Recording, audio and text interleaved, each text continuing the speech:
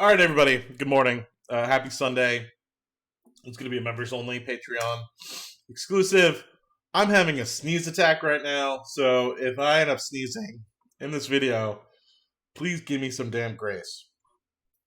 I've been trying to not sneeze for the past 3 to 4 minutes, and I need to get this done. So, I had a great question, and I encourage everybody that has questions, if you think it's something that can be used for the greater group and it doesn't have proprietary information, please put it in any sort of group members chat, because if you're having that question, other people might as well. So if you do want to reach out to me and you do want that extra personal touch, that's fine. Please do that. But I encourage, we're all trying to learn together. We're all trying to be better.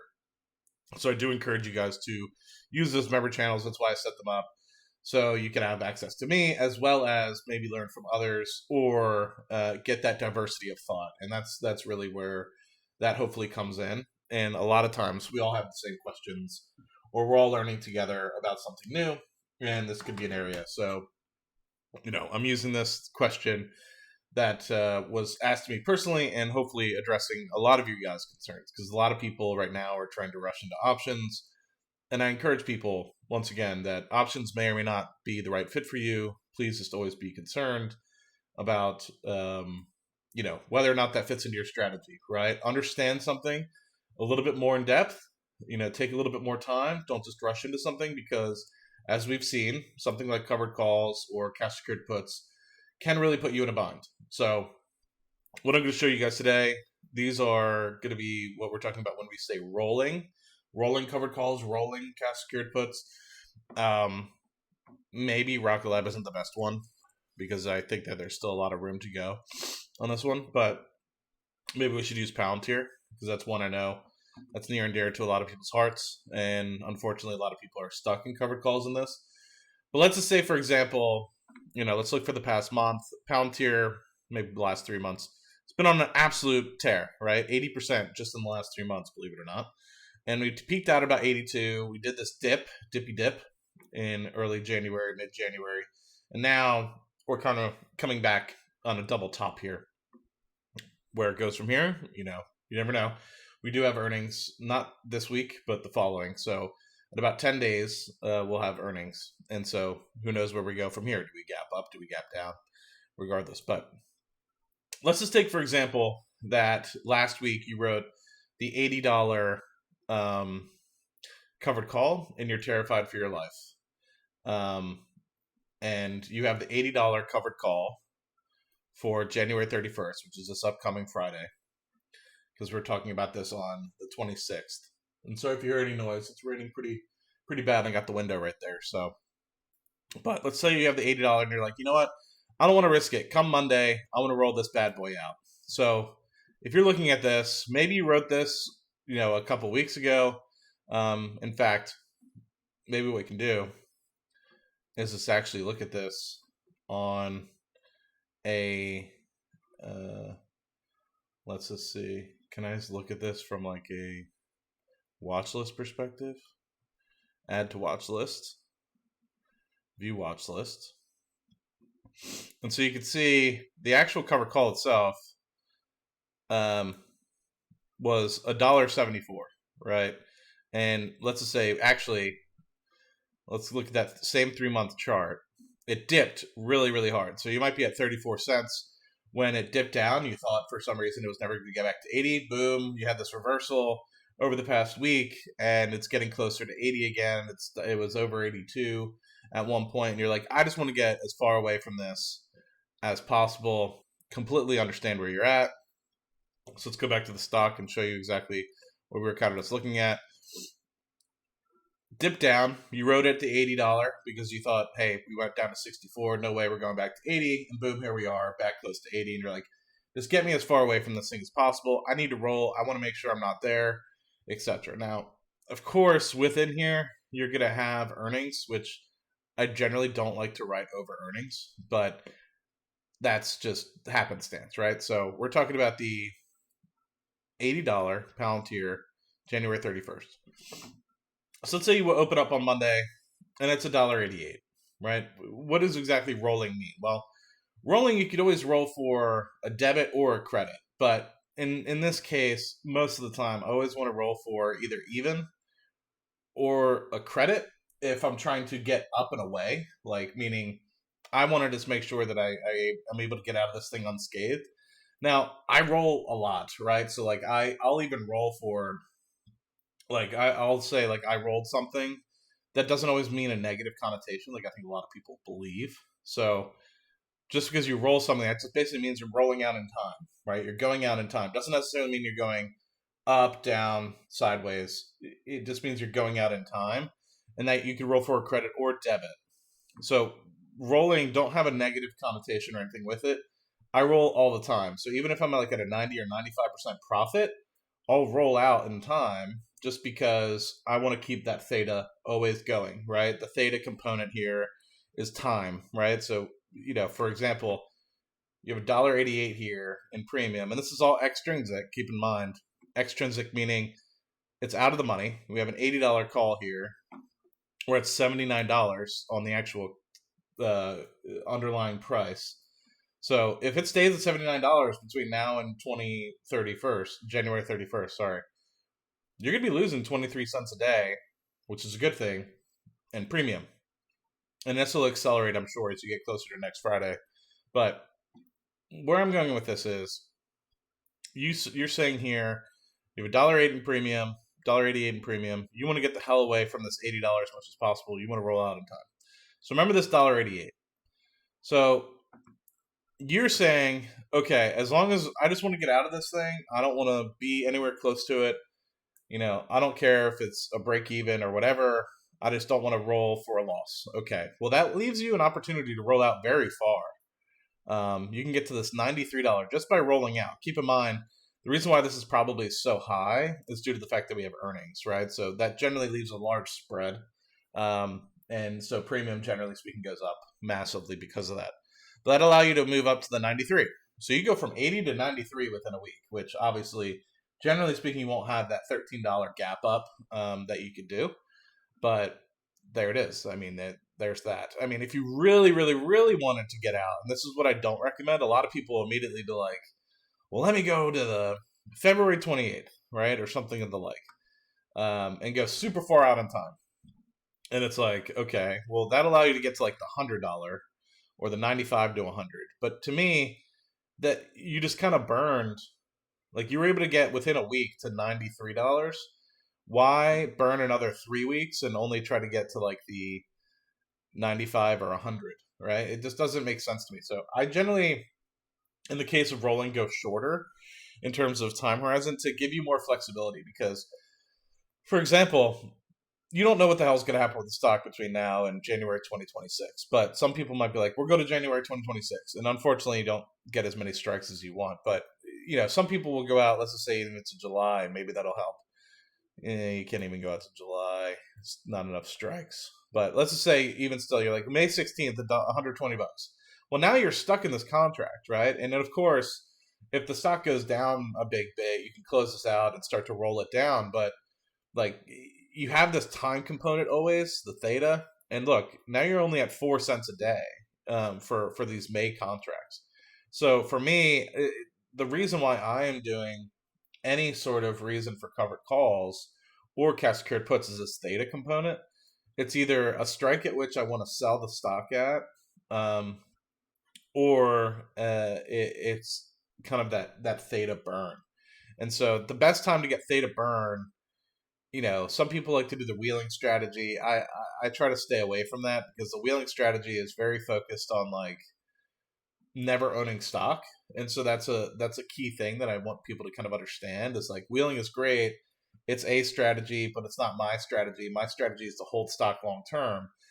And even if you were to ask TJ, he doesn't wholly do the wheeling strategy because if he did the wheeling strategy, he wouldn't own shares of SoFi. He wouldn't own shares of Palantir. He wouldn't own shares of Riot, but he does. So in that case, he should either be trying to sell pretty close to at the money as possible to be able to get rid of those shares so he can continue to wheel, right? But in that case, he's technically not wheeling 100%. A lot of his strategy is wheeling, but he's not technically 100% a wheeler because he's owning some of those stocks. And that's no hit on TJ. Like TJ does his own thing, he's doing phenomenal. It's just not what I'm doing, right? And just because somebody's doing something different doesn't mean it's wrong.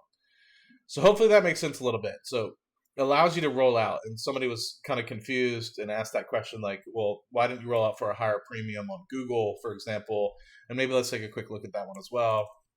Google itself has been on a big tear, and it was kind of hanging out over the past 3 months, down in like the 160s, and I'd wrote the 185s, I believe. And we had this big gap up after AI announcement that they had kind of in mid-December. And so I got stuck with my hand in the cookie jar, as TJ likes to say, and I'm going to use that. And I think I have like, for example, January 31st, 2010s. The reason why I have these 2010s for January 31st is because early February they're reporting, and I don't want my basically to be stuck with them after the reporting. So I have them for 49 cents. Let's just say I just wanted to get the hell out of Dodge and get far away as possible. I could go a week out. What was it that I'm looking for? 49 cents. I could probably get pretty far out there. Yeah, I mean, I can go all the way to the 230. But keep in mind, the volatility is up on this as well because we're going to have earnings between now and then. So, but that's what I would do potentially if you're like really trying to get out of Dodge. But to me, generally, I'll always try to play in the 5 to 10 delta anyway. So looking at the delta, that just means you're super far out there, right? So something like this would be perfect normally. So if I were to rewrite, I didn't have any contracts on Google at the moment, I'd probably be hanging out this 5 delta, this 235.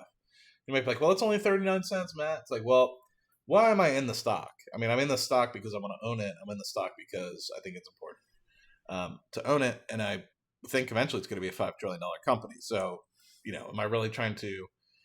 I'm just trying to get a little extra here, 1-2% a year, maybe 3% if I'm lucky. I'm not trying to, make my money through covered calls. I'm trying to make it through owning the stock. These are my golden geese, and so I want to make sure I hold them.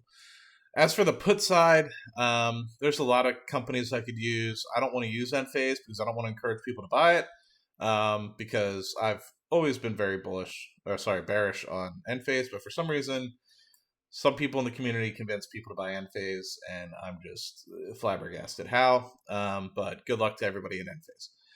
The opposite is the case for cash secured puts. So we went from doing the cover call side to now the put side. Now let's just take a quick look at AMD and what trajectory that's been on.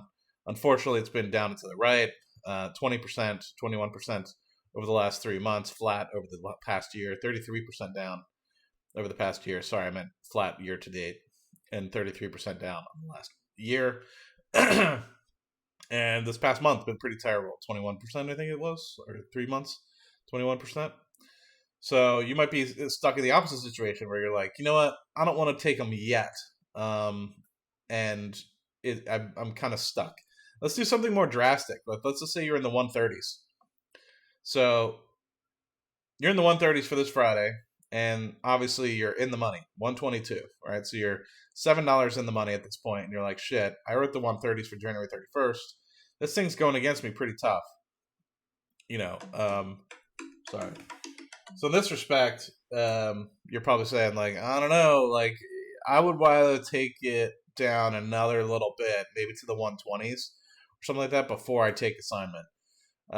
Keep in mind, you might have to roll for a debit, but at the same time, your hope is eventually that the stock rebounds, or that you're able to kind of have theta eat into whatever premium you get in the future, and you'll be able to come out on the other side of this unscathed.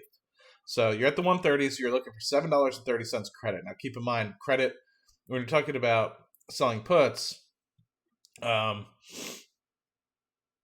credits go up as you go up versus covered calls. Credits go down when you go down, or premiums rather. So let's just go to the February 7th. Let's see where we're at. So keep in mind, we were looking for $7.30. $7.30. And keep in mind, this is after hours, so some of these premiums might be a little off, but they're in the magnitude, right? So just by going a week, you're able to go from this 130, which is now trading for $9.80. Keep in mind, theta's going to be, or sorry, not theta. Premium's going to act a little different when you're looking at the cash secured put side, and you're talking about in the money, right? So this is saying it's likely that it's going to go down another $2.50, or the range of where the possibilities are $2.50, going from $7.30 to $9.80, meaning that it's baking in a little bit more downside possibility, right? It's not guaranteed. But to go to the $7.30 premium again, just to roll for a break even, you're down to $126. So you've now been able to gather yourself $4 of a buffer. Now, what does that mean? Before, you were kind of looking at 130 as your break even and $7.30. So you were looking at close to $122.70 for your break-even price. You've been able to lower your break-even price here by $118.52. So you've essentially been able to give yourself a little bit of a buffer by just by going a week. And so you might say, I'm going to take this because I just want to go weekly, and I think eventually we're going to have a rebound or what have you. And it gives you that flexibility versus what you could do then in some cases is people might be like, let me just go out a month, let me just do it. And in that case, you can get yourself down to the 123, 124 area and get your break even down a little bit more to the 116, 115 range. And your hope would be then, in this particular case, that either the stock stays at 122 and this extrinsic value of basically whatever is below $123 a share burns off. So basically you'd be hoping that it stays at this 123-ish in this case. This is all basically extrinsic value below this 123. So going from 115 to 123, it's all extrinsic. You're hoping it stays at 123 and it just burns off. And that way you're able to kind of get back into it and write your cash secured puts, or you're getting yourself a place where you've eaten a little bit of that buffer in terms of buying at a lower price, but you're kind of rolling it out in time and down to give yourself a little bit of buffer. So you might have initially, said, I'll buy it at 130.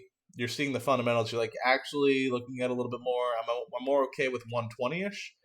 But at the same time, you've already eaten a little bit of that profit because you've rolled from, say, like a 50-cent piece to a $7 piece. So you're actually way below in terms of your initial premium. So you're coming out of pocket already. So keep that in mind. And your hope could be that you say, you know what? I'm not okay with it yet. I want to wait a little bit more, see what happens, earnings, etc. Is it going to hit this trough and eventually bounce off before I'd be willing to take an ownership in the stock? And that's why you're going from 135 or 130 to the 120 range. And maybe you're saying, you know what, anything below this I would take. And your hope is to just get a little bit of burn off on this premium before you take ownership.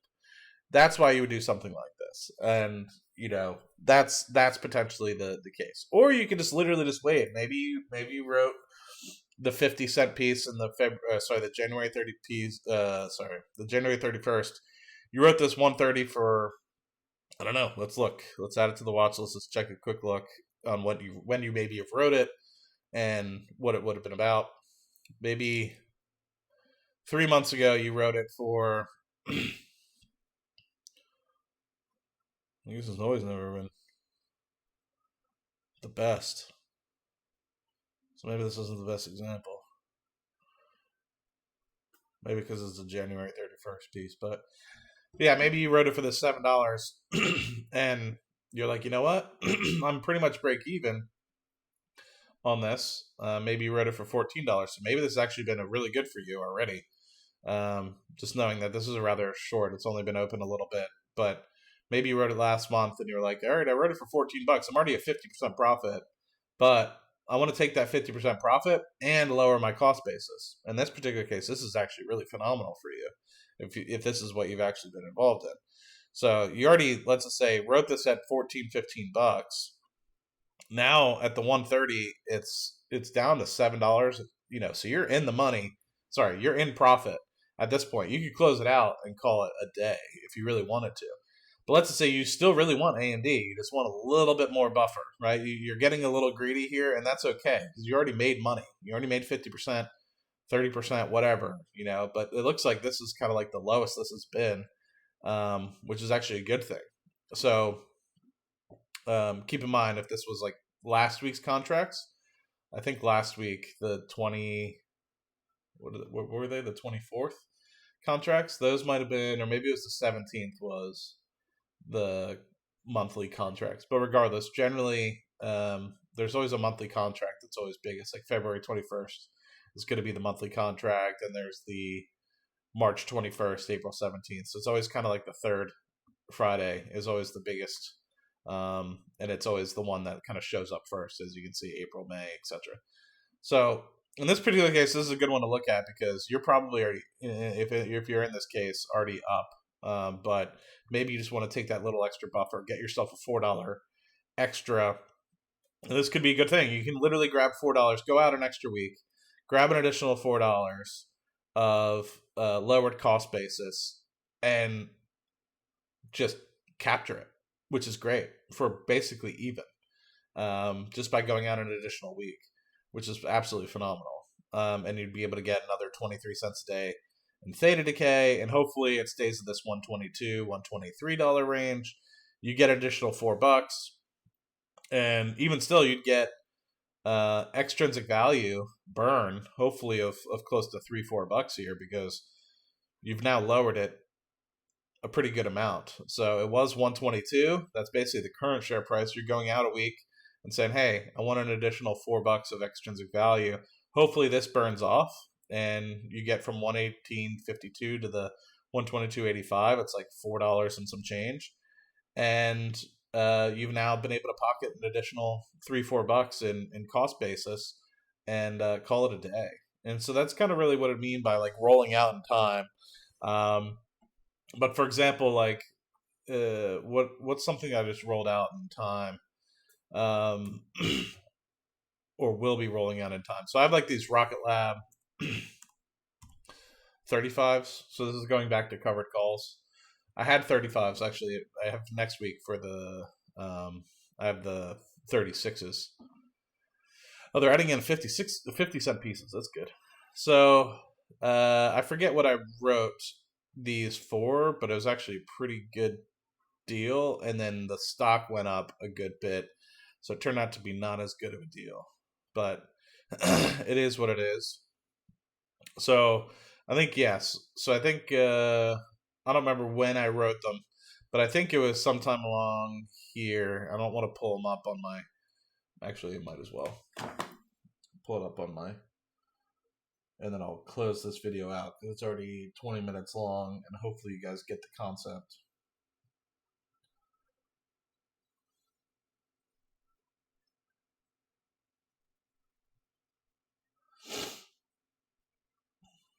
So I have a lot of shares of Rocket Lab. I think you guys already know, and I try to write as far out of the money. And eventually, I'm going to stop writing cover calls on Rocket Lab because I'm deathly afraid that we're going to hit some sort of news. And so I think once we get close to this earnings call, I think I'm going to stop until we get to the Neutron launch. So I originally wrote these 36 January 31st calls. Are these right? Oh, this is for, that's why I was confused. So I have these January 31st, $36 calls. And I wrote these for 37 cents. So let's just look when I wrote these.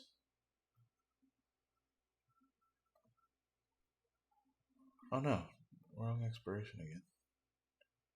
There we go. So I wrote these a week or so ago when they were 37 cents.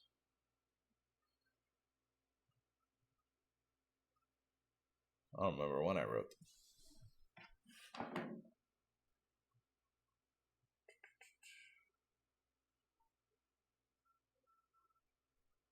I wrote these January 22nd.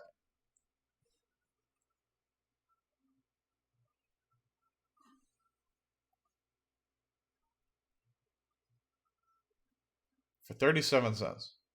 Okay, so I guess early in the morning here, I wrote them. And then you can see they were deteriorating and the price was going down. And next thing you know, on January 23rd, the following day, we had this big spike up. And now it's getting to the point where, it pulled back a little bit. And also theta is kind of playing a factor. But keep in mind, this at the time this was happening, I think the price was, I guess we can look at it, but, the price was doing what it was doing. And I was like, you know what? I want to write $35, $36 calls. And you could see initially it was like $31 and it dropped down to 29. I just wanted to kind of get them in here. And you can kind of see it was hanging out in the 28 and then it spiked up again, to the 30-ish range. So we'd already had that 30% move that day. And so I just wanted to roll out in time. I'd taken profit on the previous contracts. I don't know if I let them expire worthless, so I bought them back for a penny. I want to say I bought them back for a penny. I had the $35 calls for January 24th. Bought them back for a penny. So like 90% plus profit, because I think I wrote those for 30, 35 cents as well. And then, so rolled this out. Bought those back for like a penny on Thursday last week. Rolled them out for this week for 36 to give myself a little bit more of a buffer. Granted, I should have probably gone out to the 37, 38. This is kind of flying a little closer to the sun than I'd like. But I don't really see a catalyst between now and earnings, so I'm gambling a little bit here. So give me some rope. But you can see, the stock price has kind of gone the way it has. But let's just say I come in here and I'm just like, you know what? I just want to get out a little bit further because, 36 is flying a little close to the sun. Keeping in mind that, we don't want to go past earnings, right? Because earnings is going to be at the end of February, early March timeframe. So we just want to get a little further out, maybe a little bit of a premium bump, but just out there. So we've already got a little bit of profit on these. I'm technically up. Keep in mind, it's after hours, but I'm up 30%, 31% on those. And I have a lot of contracts, so, it's a few $1,000s that I'm up on these. So keep in mind, I have two different accounts I hold this under. It's my biggest position. So I could close this out and be happy, right? And not really, but there's a lot of money still left on the table, and so a lot of hundreds of contracts at this point. So, but let's just say you just want to go out a little bit further. So we were at 24 cents. You just want to get out of there. You could roll an additional week, get 43 cents. You can go up $1, get 35 cents. Once again, this is one that might show up weird, funky, because, but this traded for 48 cents, not a penny. But who knows when the last time it traded was. But maybe even 2 weeks out. Let's just see. We're trying to get 28 cents. So evenly, like 2 weeks out, you'd be like, you know what? $40, it's getting up there. 39, you can see you can get for 43 cents. Keep in mind, this is after hours, so might be a little wonky. You can see these are traded for 42 cents. So you can go 2 weeks out and get way out there and take, just to get yourself out of these things. Like, let's just say you just wanted to, like 36 is flying too close to the sun. It jumped up to 31, $32. I just want to get out. And I don't think it's going to go on another 30% run. I just want to get out there, right? And so you just want to be comfortable, get out to the 5 delta, closer to that 5 delta that I always kind of get to. That's just my style, and hopefully that's the case. If I was literally looking at writing a contract this week, I would probably be looking at, this one was a little closer to the sun. The 20 delta. It's way closer than I normally like to be. I don't know. Yeah, maybe this 40, maybe this 42. This one's showing up not good. 23 cents. I'm sure it'd be closer to the 5 delta. This 40 is also showing up as 0 cents. Yeah, so you can see this 43 showing up at 6 delta. So anyway, hopefully that helps you guys. I mean, it's a little bit confusing. The first few times you do it, you're kind of like getting yourself out there, but all you're doing is trying to buy yourself a little bit of time. And the reason why it shows up this way is because everything, when you look at it, I'm sure you guys have looked at like Bollinger Bands and stuff of that like. It's basically just looking at what's the probability of something like this happening, and then it's providing a little bit of intrinsic, extrinsic value depending on where the strike is, depending on what contract you're choosing. And so, it's trying to literally just give you a little bit of an idea as to what the probability of something like that may happen or not. And so there's always a little bit of a band around. So, all you're doing is literally looking at statistics of what's happened over the last month or so, 2 months, 3 months, and how wildly is the stock going to perform in that. So if you have a very volatile stock, like Tesla goes up $20 in a day, down $20 in a day, that's a 5% swing. Then in that particular case, you'll be able to write a contract within $5-10 and of the current current underlying price. And it's going to go for crazy money because, it can happen and open up in a day and be in the money or out of the money. But versus something like a Rocket Lab, it might trade at most $3 in a day. And so, writing something that's $3, $4 out of the money is less likely to kind of happen or get put the stock or called away. So in that particular case, you're going to get way less premium. So just kind of keep that piece in mind. If you're running on something like Verizon, which doesn't really move very much in a day, then you're going to have way less in terms of premiums, right? So, and maybe that's a different question for folks to put back into the room is, going closer to the money here. Let's take this February 7th contract, $1.84. What of this is extrinsic, etc., and it's pretty close to being all. Well, I guess in this case it's all extrinsic value. But what do all these things kind of mean and why? Delta, gamma, theta, vega, rho, all that sort of stuff. Applied volatility, 98% is a lot, right? So obviously we've had a lot of movement in Rocket Lab, so that's going to play a lot of why the theta in this particular case is higher than might be on Verizon or something like that, because you're already so high up there in terms of the premiums that you're going to be paying for a Rocket Lab contract. Keep in mind, this is literally a week away. $1.84, all of that being extrinsic value. Sorry, I'm not even sharing my screen, but hopefully the words are enough. But $1.84 divided by 30, that's 6%. So within a week, if this were to stay flat for a week, you'd be earning 6% of your capital, right? If you annualize that, that's a huge number. It's 300% return. Now, granted, you're never going to be able to guarantee all that, right? Because it's at the money, literally. So, but hopefully that helps. But anyway, somebody asked that question. Hopefully it's helpful, and you guys get some benefit out of that, and at least drives more questions and provides hopefully more answers than it does questions. But you guys rock. Hopefully that was helpful. Cheers.